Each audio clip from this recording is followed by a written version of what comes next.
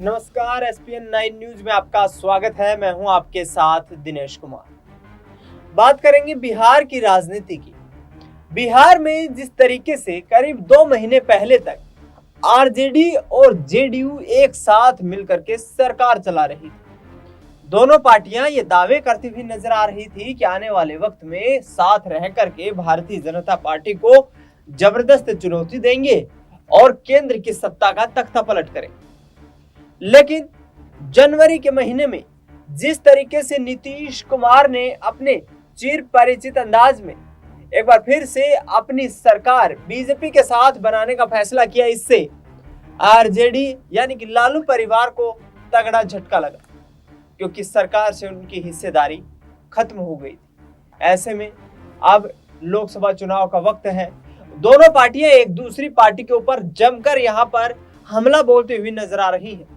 लोकसभा चुनाव में जिस तरीके से एक दूसरे के धुर विरोधी के रूप में काम कर रहे हैं तेजस्वी यादव और नीतीश कुमार, इसके साथ साथ परिवारवाद की परिभाषा भी सिखाते नजर आ रहे हैं यहाँ पर बिहार के मुख्यमंत्री नीतीश कुमार लालू परिवार को। और ऐसे में लालू प्रसाद परिवार लगातार यह आरोप लगा रहा है कि हमने जिस तरीके से बिहार की जो विकास की गाथा पिछले 17 महीने में सरकार चलाने के दौरान लिखी थी, वो नीतीश कुमार सहन नहीं कर पाए। भारतीय जनता पार्टी और नीतीश कुमार ने मिलकर के बिहार को गड्ढे में डालने का काम किया। लेकिन ऐसे में अब 2024 के लोकसभा चुनाव में एक तरफ जहां लालू परिवार ने अपनी बेटी रोहिणी आचार्य को सारण सीट से लोकसभा चुनाव में उतारा है, तो वहीं बीमा भारती, मीसा भारती जैसी दिग्गज नेताओं को यहां पर चुनावी मैदान में उतारकर कहीं ना कहीं बीजेपी की नाक में दम करने की ताल ठोक दी है। ऐसे में नीतीश कुमार लगातार तेजस्वी यादव और इसके साथ साथ लालू परिवार पर हावी दिखाई दे रहे हैं। लोकसभा चुनाव में जिस तरीके की रणनीति तैयार हुई है, उसको देखते हुए यहाँ पर एक दूसरे पर कड़ा कटाक्ष करते हुए नजर आ रहे हैं और चुनाव में जबरदस्त पटखनी देने की बात कर रहे हैं। नीतीश कुमार तो भारतीय जनता पार्टी की समर्थित एनडीए खेमे को 400 सीटें पार करवाने का यहाँ पर नारा देते नजर आ रहे हैं और परिवारवाद समेत बेटी रोहिणी आचार्य को लेकर के लालू परिवार पर किस तरीके से यहाँ पर हमला करते हुए नजर आए नीतीश कुमार, सुनिए जरा। काम तो हम लोग करवाए, लेकिन झूठे कुछ बोलते रहेगा। लेकिन अब बात है कि अपना प्रचार प्रसार करता है। अरे हम तो अपना काम में लगे रहते हैं, हम प्रचार प्रसार वाले नहीं ना है, हम तो काम में लगे रहते हैं। अब बाकी कोई बिना काम किए हुए अपना प्रचार करते रहता है, थोड़ी है। वो सब क्या किया, सारा काम हम लोगों का किया हुआ। आप जानते हैं कि एक एक चीज तय करना किसका काम है। अरे कैसे हो पाएगा, हम अकेले कैसे आपका लिए आया था, उसके पहले न तय था सब। और कितना ज्यादा हो रहा है। 2 बेटियां भी लालू यादव के चुनावी मैदान में है, रोहिणी आचार्य और मीसा भारती। देख लीजिए, उस सबका कोई मतलब नहीं है। उसको जो मन में आवे जो करते रहे। कोई काम किया है, जब उतना दिन काम किया, किसी को काम किया।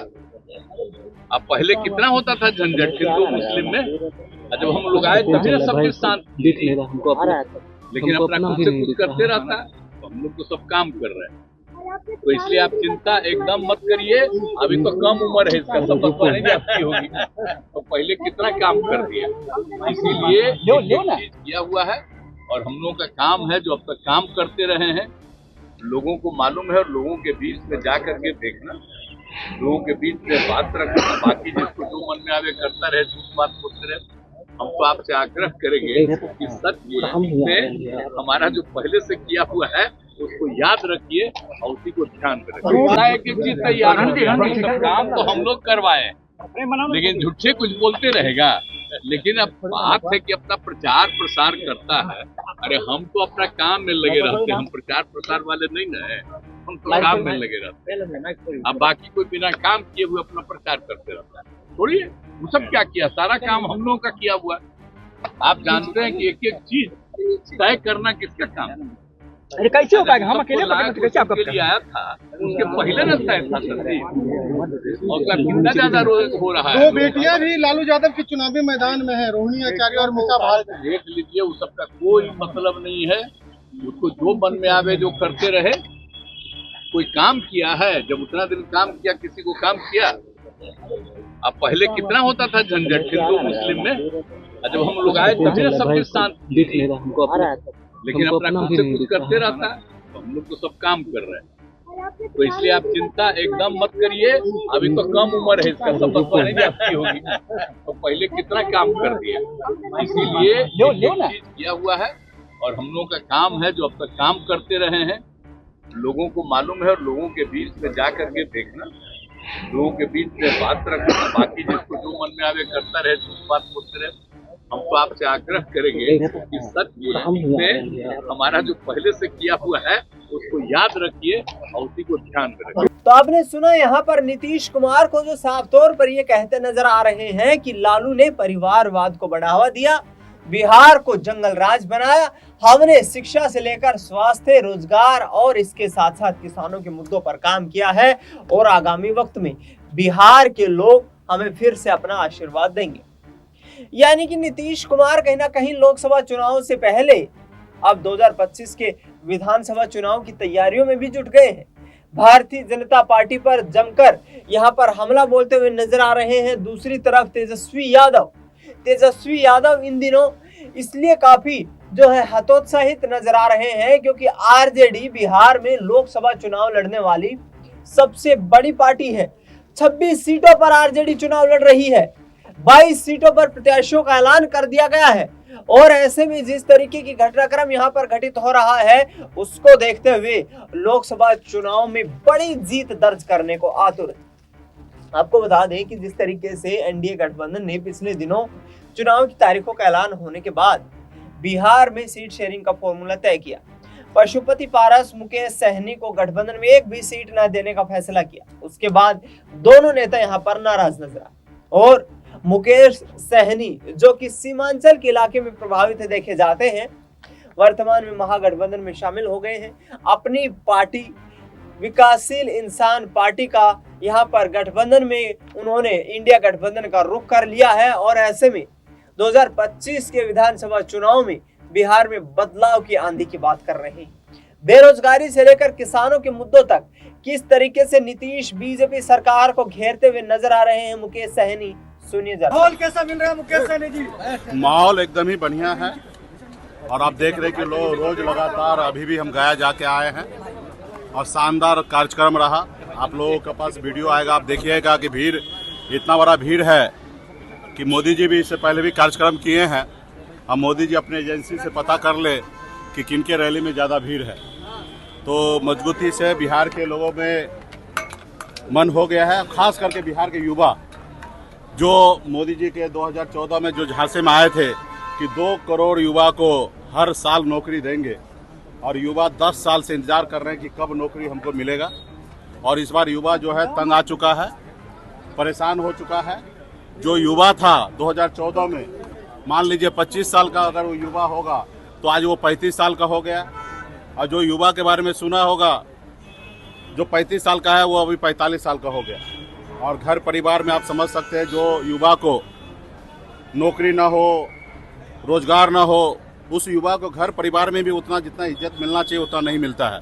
ये सच्चाई है, समाज में भी इज्जत नहीं मिलता है। तो बिहार में खास करके युवा मन बना लिया है कि हम सरकार बदलेंगे और ये सरकार जो है निजीकरण में ज़्यादा विश्वास रखता है, सारा चीज़ को प्राइवेट करने में लगे हुए हैं, अडानी अंबानी को भी देने में लगे हुए हैं। चाहे वो एयरपोर्ट हो या रेलवे स्टेशन हो, तमाम ऐसे जगह जहाँ पे सरकारी नौकरी का उम्मीद होता है वो सब ठेकेदार को दिया जा रहा है। आप देखिए जो सेना में जो बहाली होता है, खास करके उसमें बहुत सारे हमारे युवा साथी वो उम्मीद करता कि देश के लिए हम लोग जान देने के लिए तैयार रहने के लिए बॉर्डर पे जाते हैं। उसको भी आपने देखा कि अग्निवीर में बदल दिए, 4 साल के लिए उन्होंने योजना ले आया। तो तमाम ऐसे चीज़ें को देखते हुए बिहार के युवा ने मन बना लिया है, इस बार मोदी जी को बदलेंगे।